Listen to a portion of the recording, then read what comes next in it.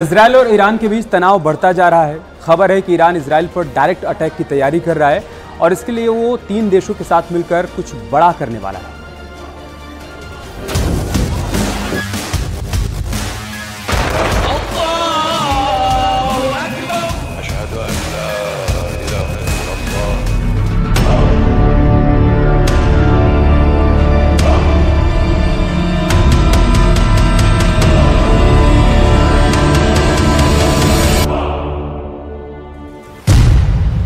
Iran का आदेश, Israel पर सीधा हमला।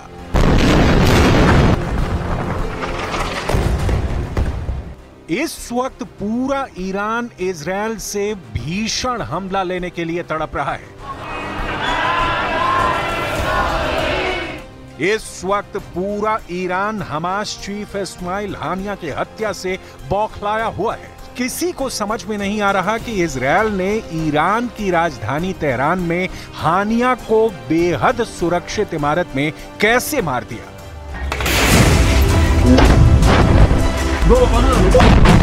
50 साल में ऐसा पहली बार हुआ है कि ईरान के सुप्रीम लीडर अली खामनेई ने इजरायल पर भीषण हमला करने का आदेश दे दिया है।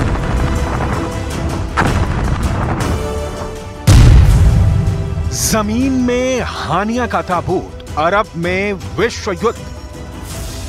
हमास पॉलिटिकल विंग के चीफ इस्माइल हानिया की हत्या का बदला लेने के लिए ईरान उतावला है।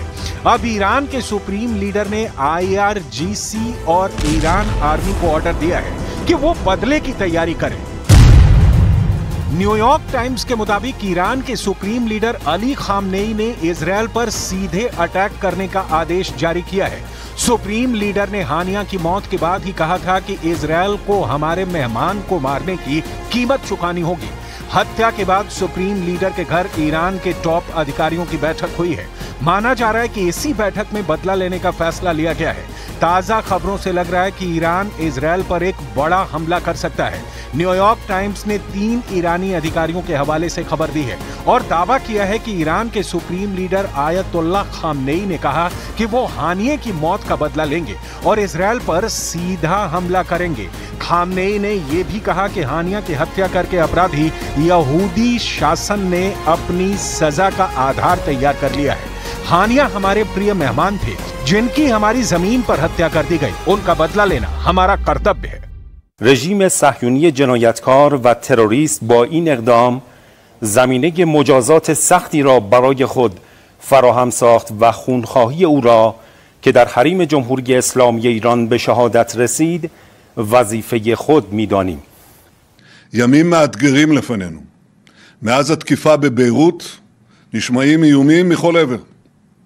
אנחנו ערוכים לכל תרחיש ונעמוד מלוכדים ונחושים מול כל איום.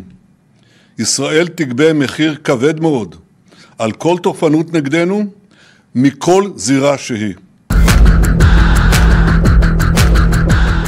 सुप्रीम लीडर आयतुल्लाह खामनेई के आदेश के बाद से ईरान ने इजरायल पर बड़ी जंग की तैयारी शुरू कर दी है। इसके संकेत साफ साफ दिखने लगे हैं। ईरान में एक मस्जिद पर लाल झंडा फहरा दिया गया है। ईरान के कूम में ऐतिहासिक जामकरन मस्जिद पर लाल रंग का झंडा फहराया गया है जो युद्ध का संकेत है। ईरान पहले भी इजरायल पर सीधे अटैक कर चुका है लेकिन तब उसके सभी रॉकेट्स और ड्रोन इजरायल और उसकी अलायंस फोर्सेज ने रोक दिए थे। ईरान के मिलिट्री कमांडर इसी तरह का इजरायल पर दूसरा हमला करने की तैयारी में जुट गए हैं। खबर यह भी है कि मिलिट्री कमांडर हमले के उन तरीकों को तलाश रहे हैं जिनमें आम नागरिकों की जान न जाए। ईरान इस बार अपने प्रॉक्सीज के साथ मिलकर हमले को अंजाम देने की तैयारी कर रहा है। अगर इजरायल के ऊपर सीरिया, इराक, यमन, लेबनान और ईरान की ओर से एक समय में अटैक होता है तो उसके एयर डिफेंस को उन्हें रोक पाना मुश्किल होगा। जानकार मानते हैं कि सैकड़ों रॉकेट्स में से अगर 2-3 रॉकेट इजरायल के एयर डिफेंस को भेद कर शहरों में गिरते हैं तो ईरान कह सकता है कि उसने हानिया की मौत का बदला ले लिया है।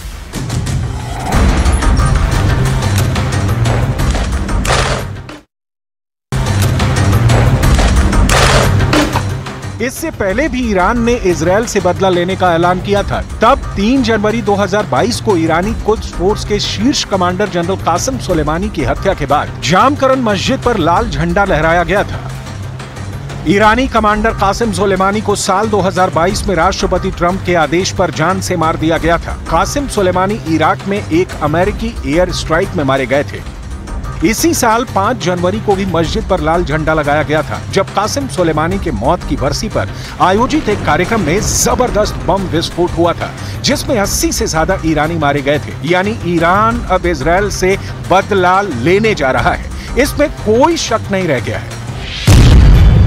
तेहरान में ताबूत, इजरायल से मांगे बदला। इजरायल ने हमास चीफ हानिया को मारकर एक तीर से 4 निशाने लगाए हैं। हमास, हिजबुल्लाह, हूथी और ईरान, इन चारों को इजरायल ने एक साथ चैलेंज किया है।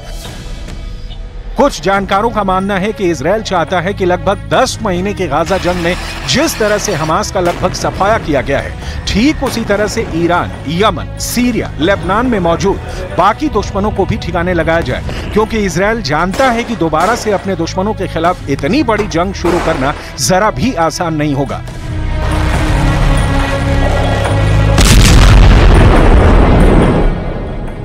इसीलिए जहां इजरायल ने 30 जुलाई को हिजबुल्लाह के नंबर 2 कमांडर फौज शोकर को बेरूत में मारा, तो वहीं 31 जुलाई को ईरान की राजधानी तेहरान में हमास चीफ हानिया को मिसाइल हमले में मार दिया गया।